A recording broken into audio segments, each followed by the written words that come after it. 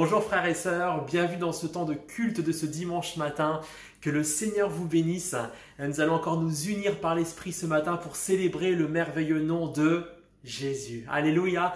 Donc je vous invite à prendre place dans la présence du Seigneur. Je vous invite à vous installer, à vous préparer à venir à la rencontre du Seigneur. On va bientôt commencer ces moments dans la louange, puis il y aura la prédication. On va être tous ensemble pour ces quelques minutes.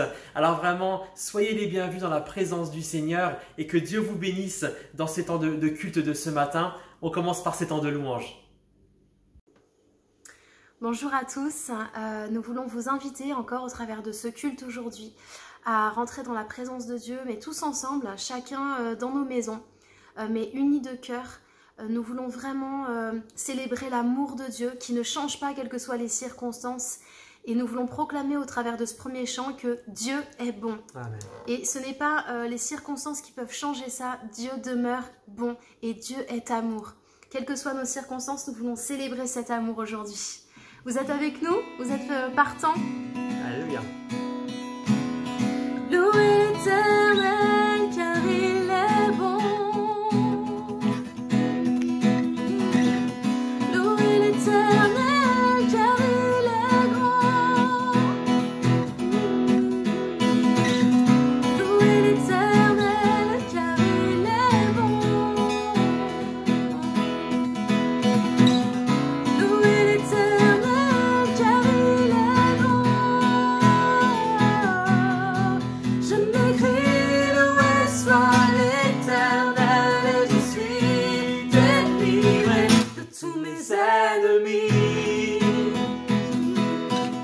Je m'écris, loué soit l'Éternel, et je suis délivré de tous mes ennemis.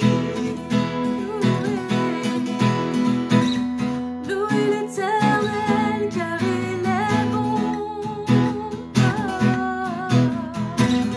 Louez l'Éternel car il est bon. Louez l'Éternel car il est bon. Louez l'Éternel car il est bon. Je m'écris, loué soit l'Éternel, et je suis délivré de tous mes ennemis. Je m'écris, loué soit l'Éternel, et je suis délivré de tous mes ennemis. Que tout ce qui respire, que tout ce qui respire, loue l'Éternel.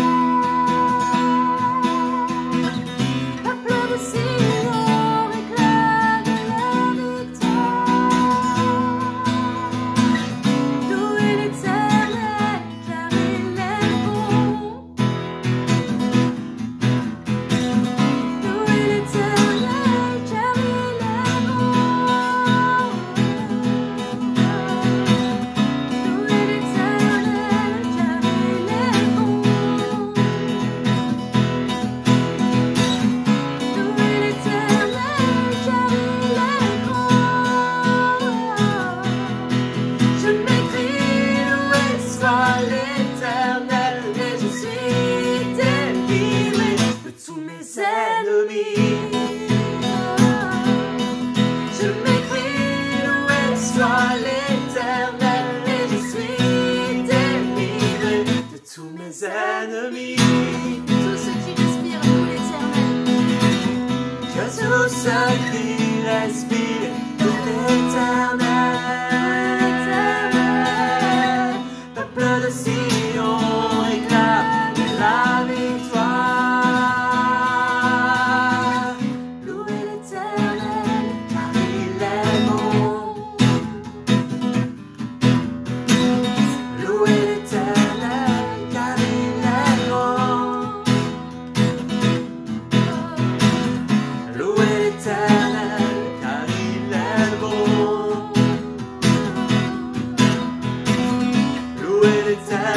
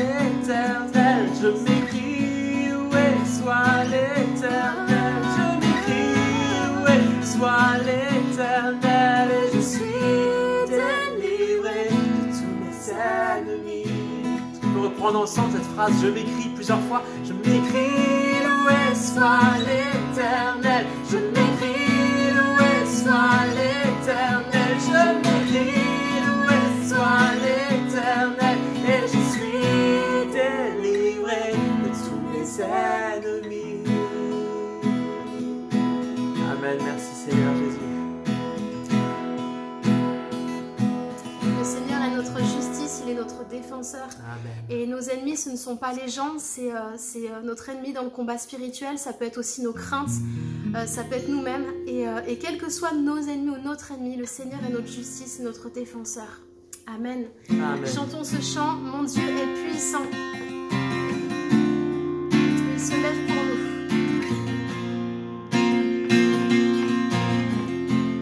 Il est notre héros de guerre. Il a remporté le combat à la croix et tous les jours dans nos vies, les combats, ils sont menés avec lui main dans la main. Il est notre héros de guerre. Dieu est puissant, il est juste et grand, il fait de grandes choses, plus grand que nos pensées, plus grand que nos désirs. Tout accompli. Élevé, il a vaincu la mort. Oui, il vit, mon Dieu est puissant. En son nom, j'ai la victoire. Le Seigneur, mon Dieu est puissant. Dieu est présent, Dieu est présent, il est parmi nous, il ouvre la voie, plus grand que nos attentes, plus grand que nos espoirs, il peut tout accomplir. Élevé, il a vaincu la mort. Oui, il vit, mon Dieu est puissant. En son nom, j'ai la victoire. Le Seigneur, mon Dieu est puissant. Élevé, il a vaincu la mort. Oui, il vit, mon Dieu est puissant. En son nom, j'ai la victoire. Le Seigneur, mon Dieu est puissant. Dieu est ici, sa grâce nous conduit. Il est le Dieu fidèle, il est le Dieu fidèle. Dieu est pour nous, ses bras sont ouverts. Il nous tient dans sa main, il nous tient dans sa main. Dieu est ici, Sa grâce nous conduit. Il est le Dieu fidèle. Il est le Dieu fidèle. Dieu est pour nous. Ses bras sont ouverts. Il nous tient dans sa main. Il nous tient dans sa main. élevé. Il a vaincu la mort. Oui, il vit, mon Dieu est puissant. En son nom, j'ai la victoire. Le Seigneur, mon Dieu est puissant. Élevé, il a vaincu la mort. Oui, il vit, mon Dieu est puissant. En son nom, j'ai la victoire. Le Seigneur.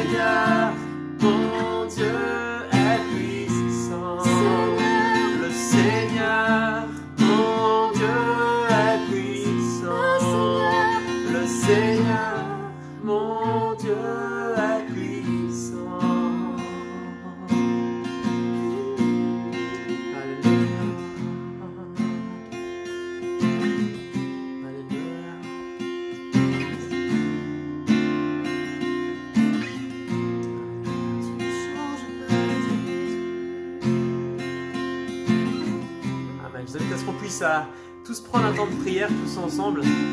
Là où nous sommes ce matin, nous sommes unis de cœur, unis d'esprit. J'aimerais que l'Église Espérance prie ce matin. Je propose que nous puissions tous nous mettre en prière pendant un moment sur ces quelques accords. Nous puissions vraiment invoquer le nom du Seigneur Jésus. Comme si nous étions ensemble à l'Église dans cet instant, que nous puissions l'élever, le glorifier, faire monter nos voix, le célébrer, et que nos lieux, que ce lieu résonne de louange, d'adoration, de prière envers l'Éternel. Béni soit ton nom ce matin, Seigneur Jésus. Allons-y mes frères et sœurs, célébrons le Seigneur Jésus, glorifions le nom de celui qui est, qui était, qui vient bientôt. Nous t'adorons, nous t'aimons, nous te célébrons Jésus, nous voulons te rendre la gloire ce matin. Seigneur mon Dieu, car tu es vivant, car tu es puissant Seigneur Jésus. Nous proclamons que la mort n'a pu te retenir Seigneur, nous proclamons que tu es le nom élevé au-dessus de tout nom Seigneur. Et nous prenons plaisir à te célébrer, à te bénir, à te glorifier, à proclamer qui tu es dans toute la vérité Seigneur Jésus, ta parole. Seigneur mon Dieu, tu es le rocher des ciels. Seigneur, nul n'est comme toi. Seigneur mon Dieu, tu es notre ami, tu es notre conseiller, tu es notre libérateur. Nous voulons que ton nom soit magnifié ce matin sur toute la terre, dans nos vies, dans nos familles, Seigneur Jésus. Béni soit ton nom, loué soit l'Éternel. Loué soit l'Éternel. Nous nous unissons pour t'élever. Une seule et même voix pour te glorifier, Seigneur Jésus. Pour que nos voix résonnent jusqu'au ciel, Seigneur. Pour que ton trône soit entouré de louanges. Alléluia.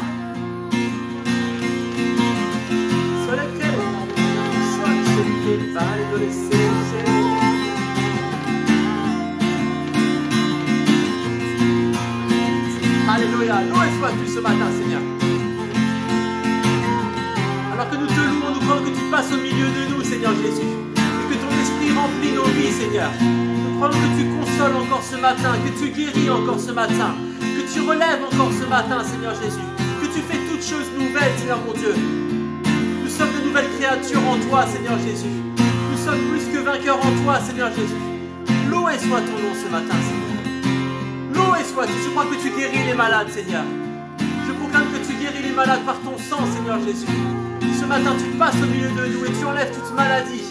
Tu les as brisés à la croix, tu les as vaincus à la croix. Loué sois-tu pour ce que tu fais ce matin, pour ton action dans nos vies. Alléluia, nous le croyons, nous le proclamons par la foi Jésus.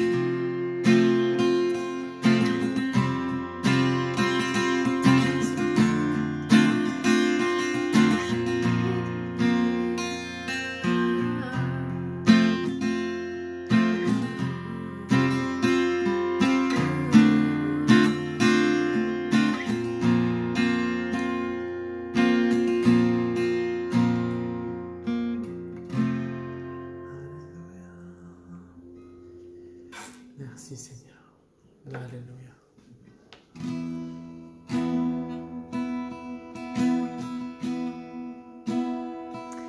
Nous vous invitons à prendre ce chant qui est au départ une prière. Seigneur, viens dans ce lieu. Et c'est aussi le lieu de nos maisons.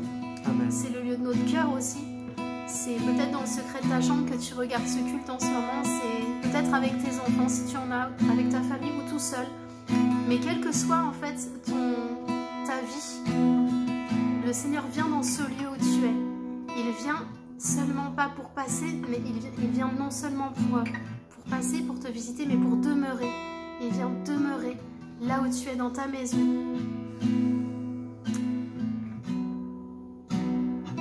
Seigneur, viens dans ce lieu. Remplis-nous de ta puissance et de ton feu. Nous voulons vivre l'unité.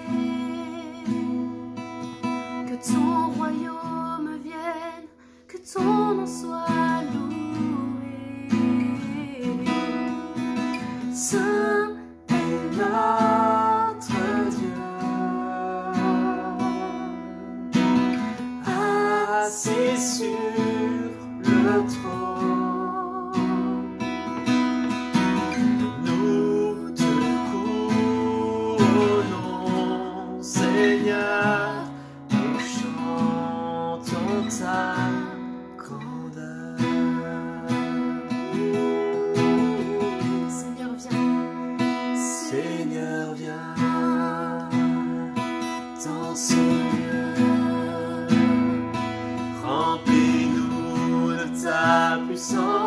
de ton feu.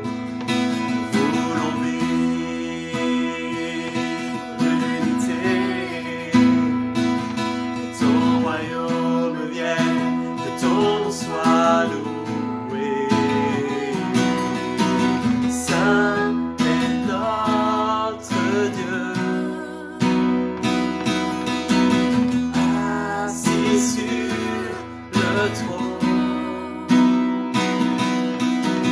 Nous te couronnons, Seigneur, nous chantons ta grandeur.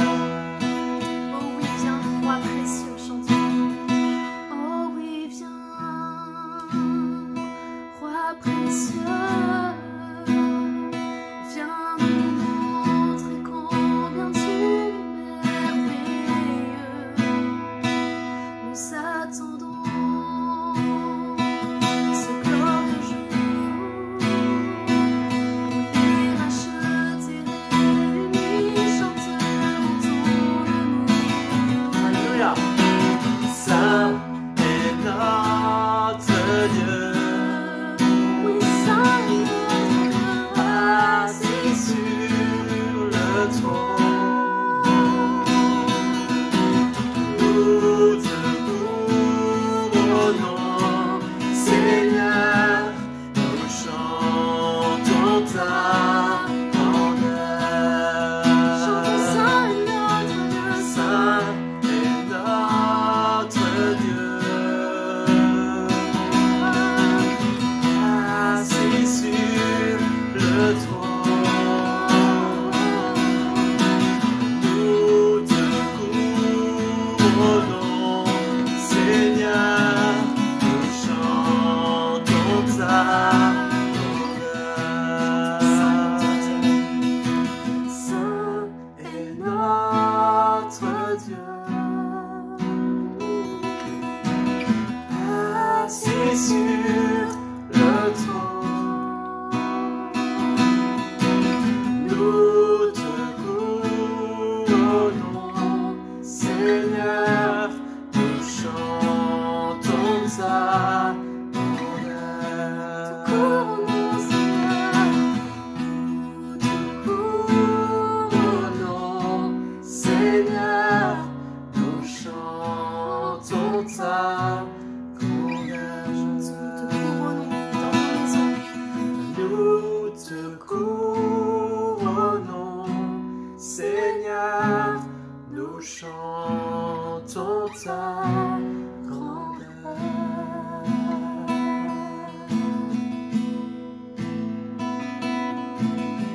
Alléluia.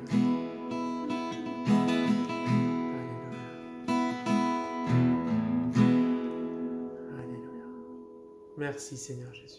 Merci pour ta présence dans nos vies, Seigneur. Merci pour ce temps de qualité ce matin que nous avons auprès de toi. Nous bénissons ton nom, Jésus. Nous t'adorons, nous te célébrons. Reçois la gloire, Seigneur Jésus. Reçois l'honneur, la puissance. Proclamons que tu es ressuscité, Seigneur. Que tu as vaincu la mort. Proclamons que tu vis à jamais, Seigneur. Proclamons ton nom. Merci pour le réconfort que nous trouvons en toi. Merci pour la douceur que nous trouvons en toi, Seigneur Jésus. Merci pour l'amour que nous trouvons en toi. Tu es notre Dieu et tu es notre espérance et nous te bénissons. À toi la gloire, Jésus. Amen. Amen. Amen. On va passer maintenant au moment de la prédication et c'est le pasteur Bernard ce matin qui va partager ce que le Seigneur a mis sur son cœur. Vraiment que le Seigneur vous bénisse, continue de nous bénir. Nous sommes tellement heureux d'être ensemble ce matin. Nous vivons ce culte dans la joie. Que le Seigneur vous bénisse. Amen. Bien-aimés, soyez bénis. Bon dimanche à tous et toutes. Nous allons prendre la parole de Dieu. Alors, je vous invite à aller dans Marc 6, 30. Et un petit verset qui dit « Les apôtres se rassemblèrent auprès de Jésus et lui racontèrent tout ce qui avait été fait et ce qu'ils avaient enseigné. » Alors, pourquoi je veux vous parler de ce verset? Parce que au verset précédent, verset 7, « Alors il appela les 12, il s'est mis à les envoyer 2 par 2 en leur donnant pouvoir sur les esprits impurs et il envoie les disciples, il envoie les apôtres. » en service. Nous sommes en service. Mais ce que j'ai repéré, verset 30, c'est que les disciples, au retour, se rassemblèrent auprès de Jésus. Ils lui racontèrent tout ce qu'ils avaient fait et ce qu'ils avaient enseigné. Les disciples ont rendu compte à Jésus de ce qu'ils avaient fait, et ensuite de ce qu'ils avaient enseigné, de ce qu'ils avaient dit.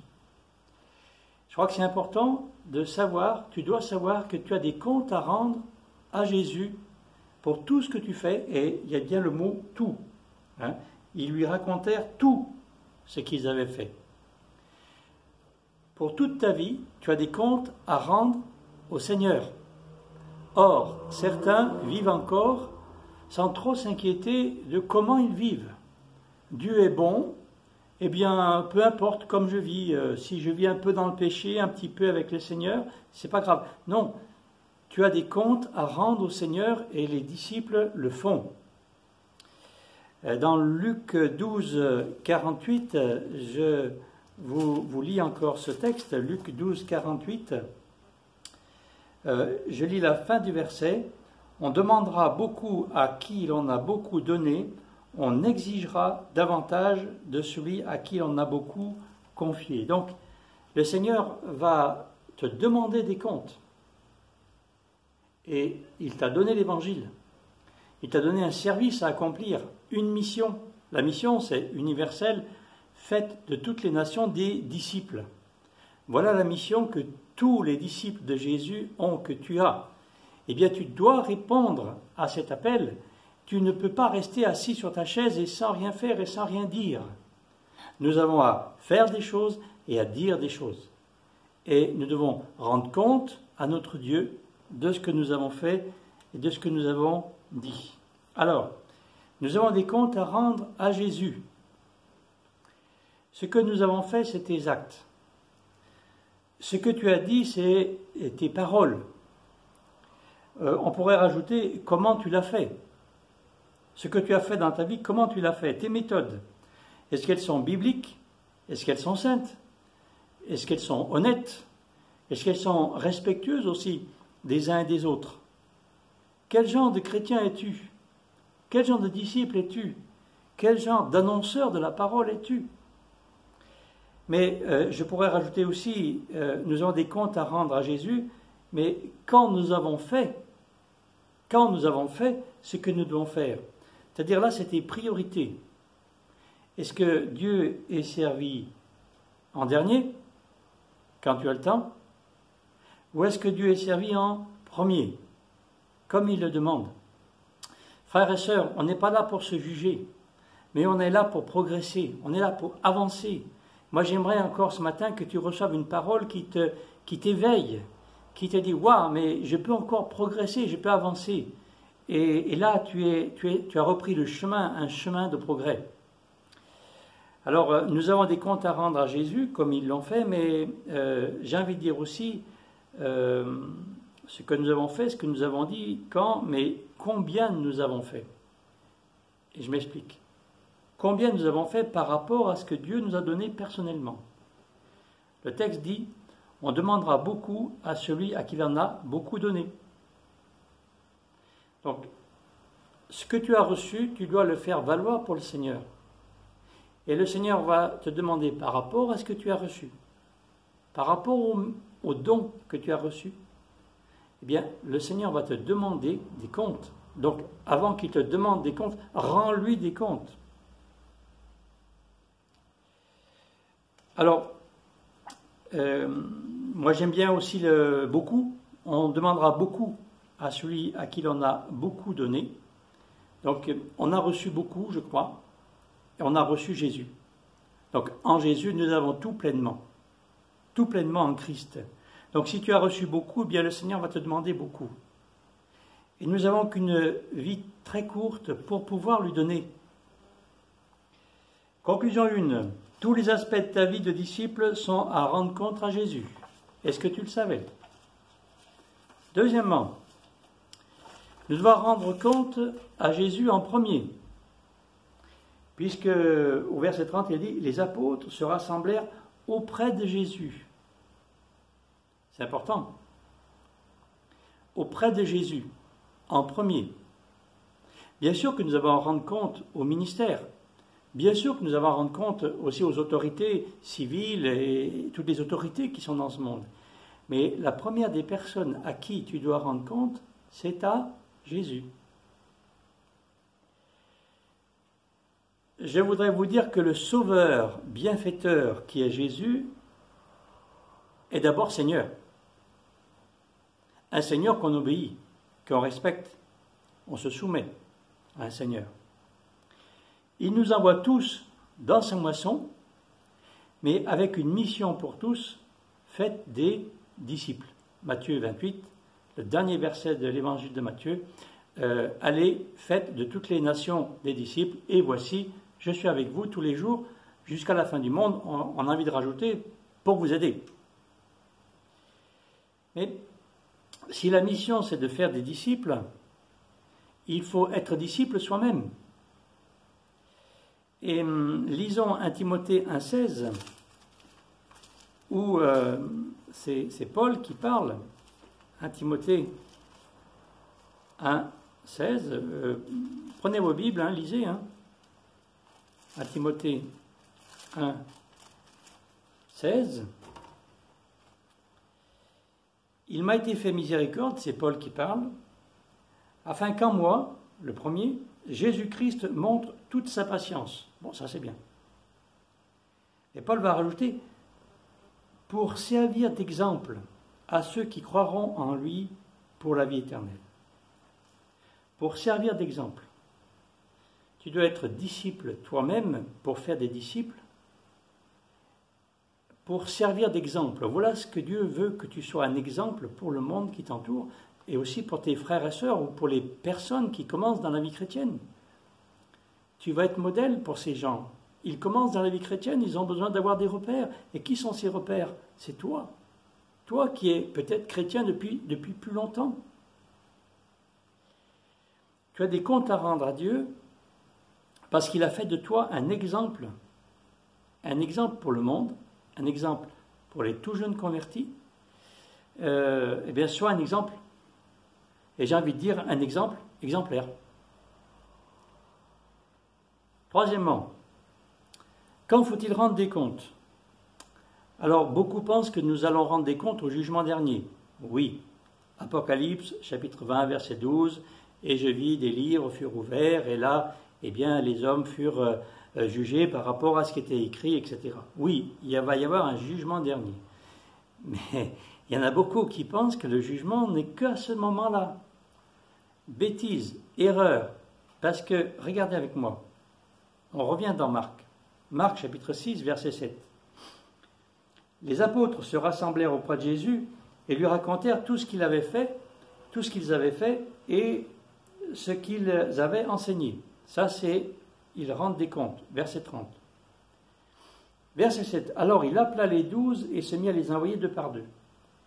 Dans le même chapitre. Au verset 7, il les envoie. Au verset 30, ils rendent des comptes. Entre-temps, il y a eu tout le boulot qui a été fait. Donc, on ne rend pas des comptes seulement à notre mort. On rend des comptes maintenant. C'est-à-dire, dès que tu as fait quelque chose, eh bien, tu es déjà à pouvoir rendre des comptes. Et d'ailleurs, c'est ridicule. Ce serait ridicule de rendre des comptes à la fin de la vie, alors qu'on a passé toute la vie sans savoir ce qu'on fait, si c'est bien ou mal. Nous avons à rendre des comptes au Seigneur, mais en fait, c'est tous les jours. Tu rends des comptes à Dieu, j'ai envie de dire, maintenant. À chaque instant. Rendre des comptes est-il bénéfique? Oui, c'est bénéfique. Parce que d'abord, tu te soumets au Seigneur. Tant que tu rends des comptes à quelqu'un, tu considères que la personne est au-dessus de toi. Le jour que tu ne rends pas de compte, c'est toi qui es au-dessus de tout le monde.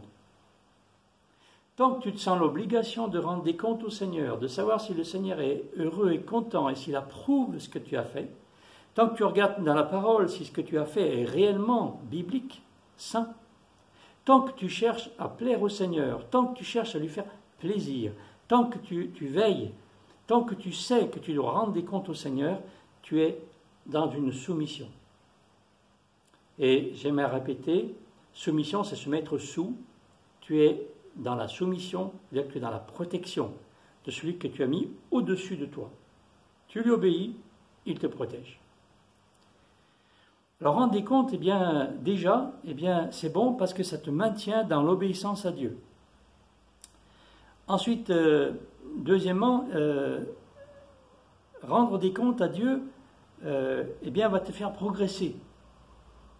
Si tu ne rends pas de compte, tu ne peux pas savoir si ce que tu fais est bien. Voilà, je fais comme j'ai envie. Point. Mais non, le Seigneur, il t'appelle à rendre des comptes et il a envie de te faire progresser. C'est par des examens que l'on progresse. Tu fais tel examen et puis tu réussis l'examen, ok, tu passes aux classes supérieures. Là, c'est pareil. Nous avons des examens à passer avec le Seigneur. Et quand nous réussissons les examens, alors nous allons plus loin. Donc, rendre des comptes, c'est quelque chose qui est bon. Parce qu'en fait, ça va te faire progresser. Tu vas savoir ce que je dois améliorer. Tu vas réfléchir, tu vas te dire, waouh, qu'est-ce que je peux faire pour que ma vie, elle soit encore plus sainte, elle soit encore meilleure, le témoignage soit meilleur, avec mes frères, mes sœurs, avec le monde, avec mon époux, mon épouse, mes enfants, mes parents, peu importe, mais tu vas chercher à progresser. 1 Thessaloniciens chapitre 4, verset 1 dit, progressez encore. Progresser, aller de progrès en progrès. Et Jacques, chapitre 1, verset 2, dit « L'épreuve est un sujet de joie complète. » Pourquoi ?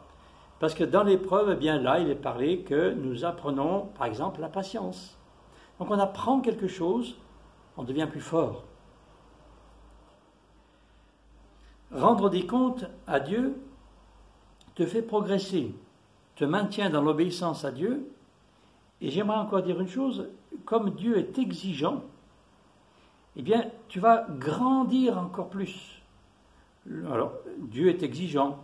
Revenons à Luc 12, 48, que nous avons lu tout à l'heure. Luc 12, 48. On demandera beaucoup à qui l'on a beaucoup donné, et on exigera davantage à celui à qui l'on a beaucoup confié. On exigera. Hello, Dieu est Seigneur. Il t'a confié une mission. Donc il faut la remplir. Et il va être exigeant. Il est parfait, il est saint. Donc il veut que tu fasses des choses qui aillent dans le même sens. Essayez de bien faire. Amen. Alors Dieu est exigeant, mais il est exigeant aussi pour une autre raison, c'est que il est exigeant et donc il va te faire progresser. Si on n'exige rien à personne, la personne restera telle qu'elle est. Mais si on exige quelque chose de la personne et qu'on a une autorité pour cela, alors la personne va progresser, va grandir. Alors si Dieu est exigeant, sois-le aussi avec toi-même. Petite remarque, c'est d'abord avec soi-même qu'on est exigeant, pas avec les autres. Hello. Cinquièmement, une exigence de Dieu, c'est aussi une exigence des hommes. Ah. Oui, parce que si nous avons à avoir un bon témoignage, si nous devons rendre compte à Dieu pour ce que nous disons et pour ce que nous faisons, comment nous l'avons fait. Si nous devons rendre des comptes à Dieu, devant les hommes aussi. Je m'explique. Le monde qui nous entoure attend beaucoup de nous. Le monde qui nous entoure, nous lui témoignons. Tu dis, le péché, attention, le péché se couche à ta porte, toi domine sur lui, le péché te mène à la perdition, tu as besoin de repentance, tu as besoin de venir à Jésus, etc. Parfois, pour le monde qui nous entoure, on est un peu des donneurs de leçons. Mais ça, c'est pas grave. Dans la mesure où tu accomplis ce que tu dis.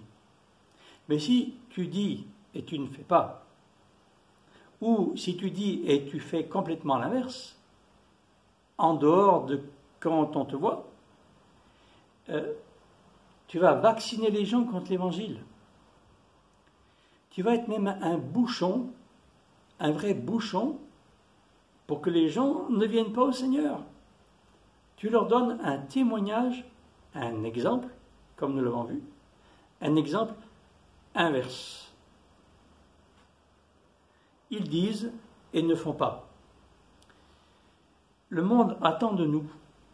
Et je vous lis un texte dans Malachie qui dit, Malachie chapitre 2 verset 7, « C'est à la bouche du sacrificateur qu'on demande la loi, parce qu'il est un messager de l'Éternel des armées. » C'est à la bouche du sacrificateur qu'on demande la loi, c'est-à-dire c'est à la bouche du chrétien qu'on demande l'évangile. Le monde attend la révélation des fils de Dieu. Le monde attend que nous leur disions la vérité. Le monde attend de voir des hommes et des femmes qui font réellement ce qu'ils disent. Parce qu'il est un messager de l'Éternel des armées, parce que tu es un disciple de Jésus, tu as un devoir par rapport au monde. C'est d'accomplir ce que tu leur dis. Repentez-vous. Ok, est-ce que tu te repens toi aussi? Vivez d'une manière correcte, sainte, etc. Réformez vos voies. Est-ce que tu réformes les tiennes? En fait, nous avons besoin de vivre ce que nous annonçons. Sinon, nous prêchons du vent. Pire, nous pouvons même empêcher les gens de se convertir. Les gens de ce monde attendent de toi un évangile vécu, un évangile vrai. Les gens de ce monde attendent de toi un message vécu, un message vrai. Nous devons être des hommes recommandables, comme 2 Corinthiens 4, verset 2 nous le dit, recommandables devant les hommes et devant Dieu. Donc, quelque part, nous avons des comptes à rendre. Quelque part, nous devons savoir que nous avons des comptes à rendre devant Dieu, mais aussi par rapport au monde qui nous entoure. Si Jésus est exigeant avec ses disciples, le monde qui nous entoure l'est encore plus. Donc, écoute bien cela. Terminons.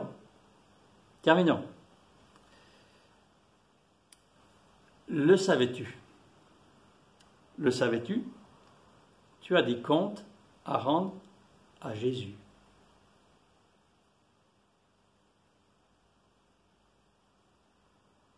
Que Dieu vous bénisse.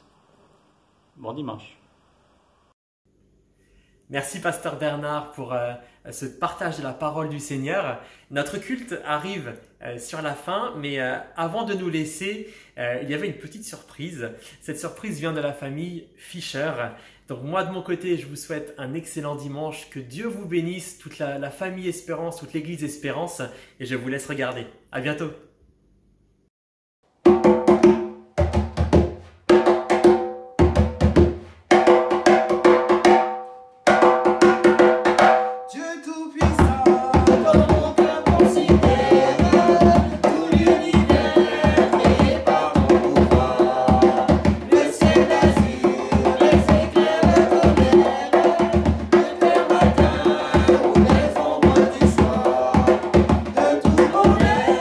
Allez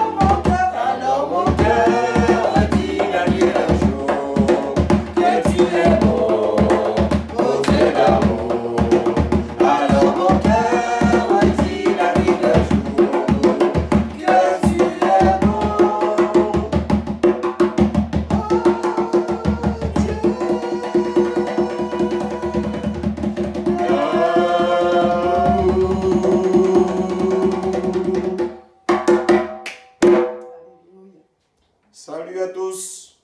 Petit coucou de la famille Fischer. Sachez que nous avons un Dieu grand, un Dieu puissant. Je le répète, sachez que nous avons un Dieu grand, un Dieu puissant.